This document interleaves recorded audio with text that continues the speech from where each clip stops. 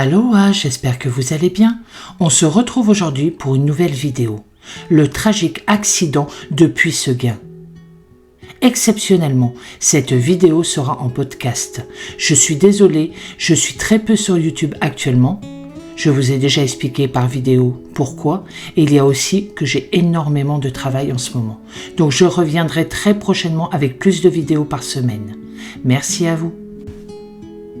Nous sommes aujourd'hui dans le sud-ouest de la France, en Gironde, au matin du vendredi 23 octobre 2015, alors que c'est déjà l'automne sur ces régions magnifiques de vignobles, aux couleurs mordorées. Un drame terrible de la route va se produire sur une petite route départementale de l'est du département, très précisément sur le territoire de la petite commune de Puisseguin. Un autocar de tourisme, chargé d'excursionnistes d'un certain âge, va percuter un poids lourd, circulant en sens contraire. Le choc, suivi d'un incendie rapide et d'un embrasement des deux véhicules, va être terrible. Malheureusement, cela n'est pas sans nous rappeler le terrible drame de l'autoroute A6 à Beaune, en Côte d'Or, dans la nuit du 31 juillet au 1er août 1982, où une cinquantaine de personnes, dont de très nombreux enfants en bas âge, avaient déjà péri, eux aussi prisonniers des carcasses des deux autocars. C'est à 7h15 ce matin-là qu'un autocar de tourisme du modèle Mercedes-Benz Turismo 15 RHD, modèle exact R245 7H de grand confort, quitte le village de Petit Palais, où il a chargé devant la mairie ses 48 passagers. Il a été mis en service en janvier 2011 et a subi avec succès un contrôle technique régulier le 31 août 2015. On est dans le nord du département de la Gironde. Il est récent et en très bon état, car il date de 2011. À son bord se trouvent 47 personnes âgées, toutes membres du club du troisième âge de Petit Palais et Cornan et Saint-Sauveur de Puy-Normand. Leur accompagnatrice du jour, une jeune femme de 28 ans, et le conducteur du car, un trentenaire originaire de Libourne. Ils ont prévu de se rendre dans le Béarn, plus précisément à Arzac-Arazigué, dans la journée. Il fait encore nuit en cette saison, mais cependant le jour ne va pas tarder à se lever. La température extérieure est de 11 degrés. Alors qu'ils circulent dans le sens nord-sud sur cette petite route départementale numérotée route départementale 17, entre les deux villages de Puisseguin, d'où il vient juste de démarrer, et Saint-Génie de Castillon. Les petits virages se succèdent dans un environnement boisé. Ils sont quelquefois resserrés avec des courbures de 50 mètres seulement.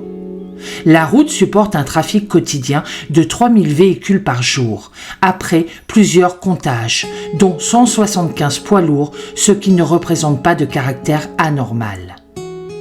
La vitesse maximale autorisée y est de 90 km/h, mais il est difficile de l'atteindre en conduisant raisonnablement. Sa largeur est de 6 mètres, ce qui est relativement peu large, tout compte fait. Ces deux voies de circulation sont séparées par une ligne axiale séparatrice de voies de circulation. Cette dernière est déjà usée et peu visible. Le virage que le camion porte-grume s'apprête à aborder est en légère montée, peu significative cependant. Sa courbe est de 55 mètres. Le devers de la chaussée est à l'ordre de 6%. Le tracé en plan ne révèle aucune anomalie de construction ou de défaut d'entretien. De chaque côté de la route se trouve un talus herbeux qui par endroits diminue la visibilité sur la voie d'en face. Notons aussi que sur cet axe de liaison nord-sud, 7 accidents de la circulation routière se sont produits sur une portion classée accidentogène entre 2010 et 2015. Provoquant 7 accidents corporels ayant engendré le décès de 2 personnes et blessé 7 autres personnes. Il est maintenant aux environs de 7h25. Le car se trouve au point kilométrique 23 + 700, 1 km après la sortie de l'agglomération de Puisseguin. Le chauffeur du car a parcouru un peu plus d'1 kilomètre depuis le départ. Alors qu'il s'apprête à négocier un virage sur sa gauche, le conducteur du car, qui circule selon ses dires à une vitesse de 40 km/h, est surpris par la présence en face de lui d'un camion grumier articulé vide, qui s'avance vers lui. Il constate que la remorque attelée, vide, est en portefeuille, c'est-à-dire qu'elle est en travers de la route. En fait, les deux véhicules empiètent chacun sur la largeur disponible de la route. Ils ne peuvent pas se croiser, n'arrivent pas, ni l'un ni l'autre, à réduire à temps leur vitesse et à s'éviter. Et ils vont se heurter, c'est inévitable. Le camion porte-grume, vide, est celui d'une petite société familiale de transport de bois installée dans l'Orne, plus exactement à Saint-Germain de Clairefeuille. Le tracteur routier tirant la remorque articulée est un Iveco Stralis Highway 560, tout neuf, car il n'a pas 1 an et de ce fait en très bon état. La remorque appartient à une entreprise partenaire basée en Mayenne. L'ensemble articulé est conduit par un chauffeur âgé de 31 ans, Cyril Alexandre. C'est un conducteur de poids lourd expérimenté et sérieux. Il est le fils du patron et, dans ces petites entreprises, le camion, c'est souvent un outil de travail cher et précieux, dont il y fait très attention. À ses côtés, son fils âgé de 3 ans. Tous deux rentrent d'une livraison de bois effectuée très tôt ce matin, à Saint-Michel-de-Montaigne, tout proche de Castillon-la-Bataille, dans l'est du département de la Gironde. Le camion porte-grume circule donc dans le sens sud-nord. Il a quitté le point de déchargement à 7 heures ce jour-là pour repartir vers sa région, en passant par la ville de Loches en Indre et Loire pour prendre un dernier chargement avant le week-end. Sa vitesse sera estimée par les experts à 75 km/h. Ce n'est pas illégal juridiquement, mais c'est trop pour la configuration de la route à cet endroit précis et l'humidité résiduelle de la nuit sur la chaussée. Rappelons que les deux côtés de l'axe routier sont boisés et herbeux. Le choc est violent et brutal, car les deux véhicules circulaient et avaient donc emmagasiné une certaine quantité d'énergie cinétique, mais sans être terrible tout de même. Les deux véhicules prennent feu quasi instantanément, sans doute à cause des réservoirs de carburant qui ont été percés et dont le contenu s'est enflammé. L'autocar est très rapidement envahi de fumée noire, épaisse et très toxique. Par réflexe de survie, le conducteur du car arrive à ouvrir la porte avant du car, après s'être dégagé de lui-même, par le bouton de décompression, permettant ainsi à certains passagers des premiers rangs à évacuer le véhicule. L'accès ainsi dégagé est de 77 cm et comporte plusieurs marches d'accès. Il essayera de faire de même de l'extérieur du car pour la porte centrale. Là, le passage offert est de 65 cm avec les mêmes contraintes de marche d'accès. C'est pendu et raide, surtout pour des personnes âgées. La conception des nouveaux autocars de tourisme, dits panoramiques, où les passagers sont assis haut par rapport aux cars classiques, est ancien. Mais les tôles du garde-corps permettant l'accès sont pliées et empêchent une sortie aisée de ce côté-ci. Précisons ici, et cela a toute son importance, que, contrairement à des collégiens ou lycéens entraînés, ces occupants-là, majoritairement âgés, n'ont pas été formés à cela. Ils sont surpris, s'interrogent, hésitent, tentent de rassembler en premier leurs affaires personnelles et finalement perdent un temps précieux. À 7h30, plusieurs témoins, automobilistes qui suivaient de peu le car en direction du sud du département, donnent l'alerte auprès du centre de traitement des appels du service départemental d'incendie et de secours, le SDIS, du département de la Gironde. Le sapeur-pompier de permanence déclenche les secours, fait aussitôt décaler les premiers véhicules intervenants et prévient son officier de permanence. Il a bien ressenti l'angoisse du récurrent et il connaît les procédures en la matière. Ces témoins signalent tous un feu violent et plusieurs explosions qui les ont rapidement empêchés de s'approcher de la carcasse du car. À 7h50, le premier véhicule de secours du centre de secours principal de Castillon-la-Bataille, un chef-lieu de canton important situé à 8,50 km des lieux de l'accident, se présente sur les lieux, arrivant par le sud. Immédiatement, le chef d'agré confirme la gravité de l'accident et demande des renforts et des moyens supplémentaires. Aussitôt, le commandant des opérations de secours des sapeurs-pompiers qui se rend sur place prend les choses en main. Il fait déclencher en temps réel le plan de secours Orsec Novi, soit pour les néophytes, organisation de la réponse de la sécurité civile avec nombreuses victimes. Des dizaines d'ambulances, des fourgons de désincarcération, des fourgons lourds, des fourgons de matériel bien spécifique décalent déjà les centres de secours départementaux et quelques-uns de centres de secours limitrophes extra-départementaux. Le SAMU de Gironde, qui, rappelons-le, est le SAMU zonal pour toute la grande région Occitanie et sa composante Aquitaine, déclenche très vite, lui aussi, son plan de secours hospitalier, le plan blanc décliné hors sang, pour organisation sanitaire. Ce plan préalerte tous les établissements hospitaliers de la région, en attendant que leur soient adressés des blessés. Ici, les hôpitaux directement impactés ont été ceux de Libourne et de Bordeaux. Le directeur médical du SAMU zonal se rend déjà sur les lieux et suit l'évolution en temps réel et minute par minute à bord de son véhicule radio. La régulation du SAMU de Gironde dépêche sur place, depuis ses locaux parisiens, toutes ces ambulances lourdes disponibles, venues de tout le département. Ce sont les fameuses unités mobiles hospitalières, les UMH, toutes blanches et signées SAMU, qui nous sont familières. Les opérateurs de la sécurité civile, la Croix-Rouge notamment, ont été alertés. Leur mission principale sera de prendre en charge les personnes impliquées par blessés mais très souvent choquées et traumatisées. Ils ont l'habitude, malheureusement, de travailler la main dans la main avec les grands corps de l'État et chacun effectue son travail avec fougue et passion. C'est une véritable machine de guerre qui s'est déjà mise en route, sans perte de temps, et les très nombreux moyens de secours arrivent progressivement sur cette petite route départementale où ils sont garés, dès leur arrivée, dans un ballet impeccablement orchestré, synonyme de rigueur, mais surtout d'efficacité. Les forces de gendarmerie également, placées sous la responsabilité de l'officier supérieur du groupement de gendarmerie départementale venu de Bordeaux, arrivent en très grand nombre sur place.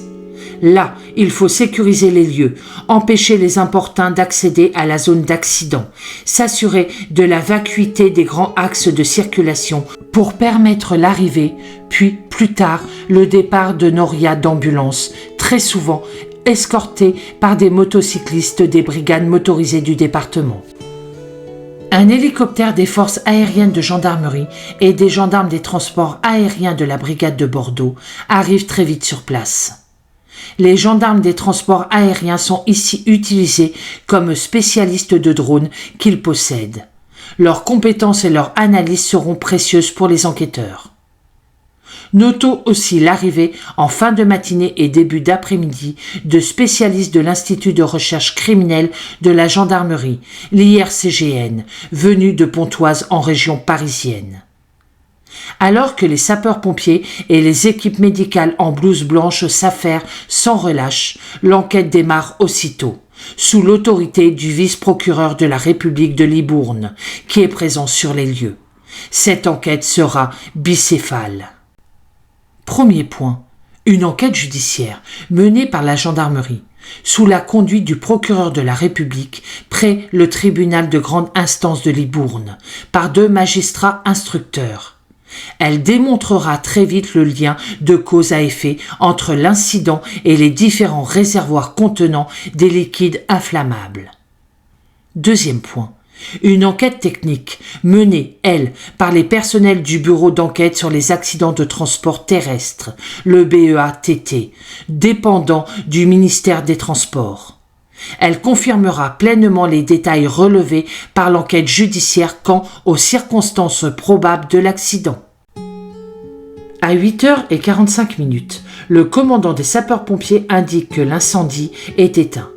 L'action combinée de grandes lances à eau à forte puissance débitée et d'une lance à mousse a permis de noyer littéralement les deux carcasses.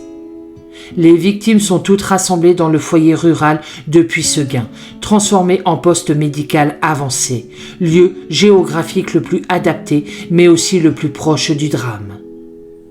Avant midi, sur les lieux du drame, le directeur médical et le directeur des opérations de secours dressent un premier bilan, à l'attention de la préfecture de Gironde.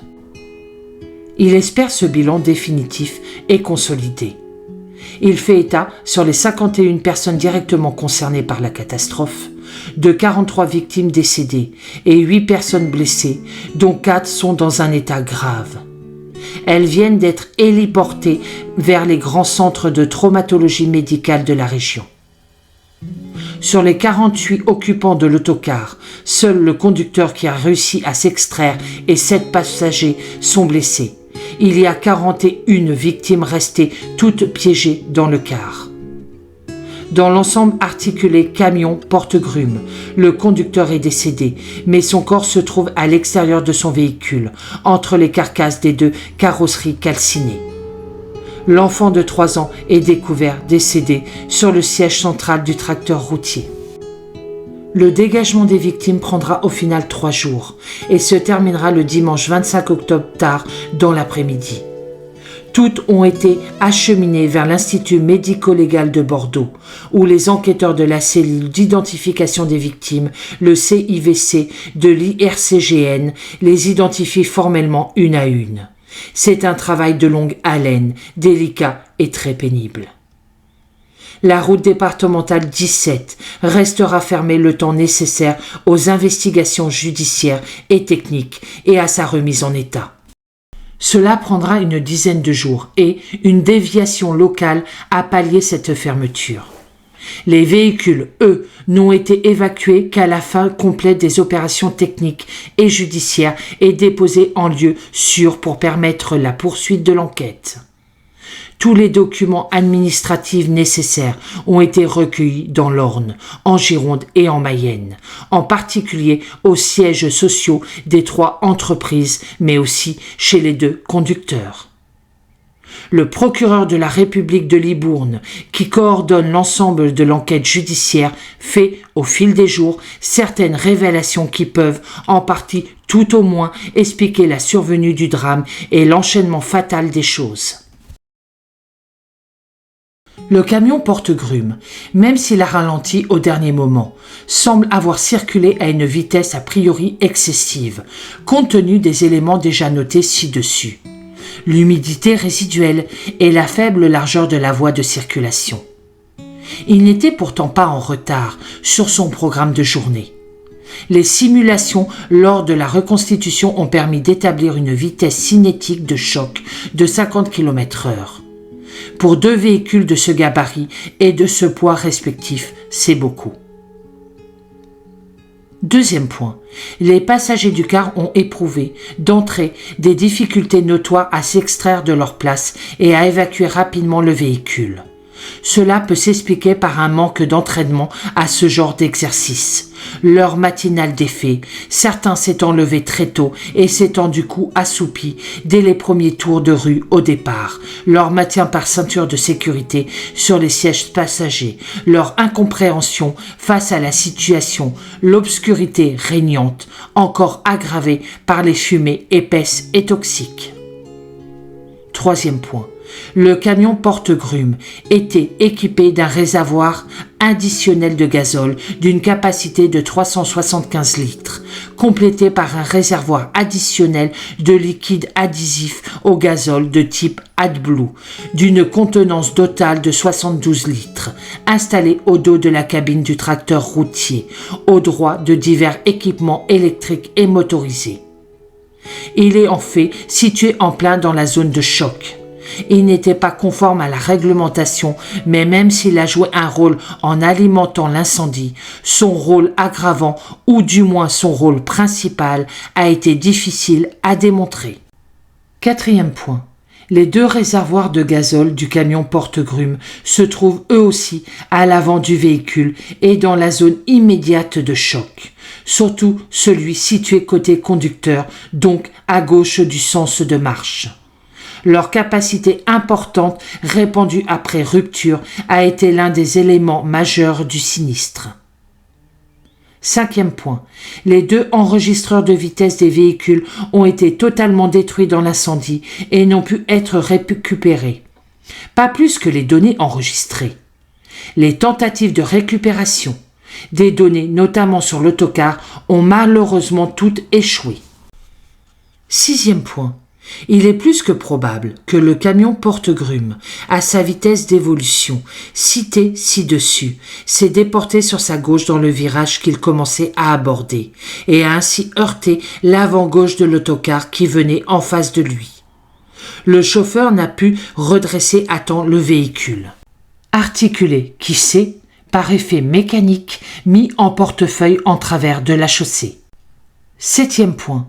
Le gazole contenu sous pression dans le réservoir additionnel, situé derrière la cabine du conducteur du camion porte-grumes, a été instantanément nébulisé en brume par l'effet d'une tige métallique ayant transpercé le réservoir et provoqué l'incident, sur le pare-brise éclaté de l'autocar et dans l'intérieur même du véhicule.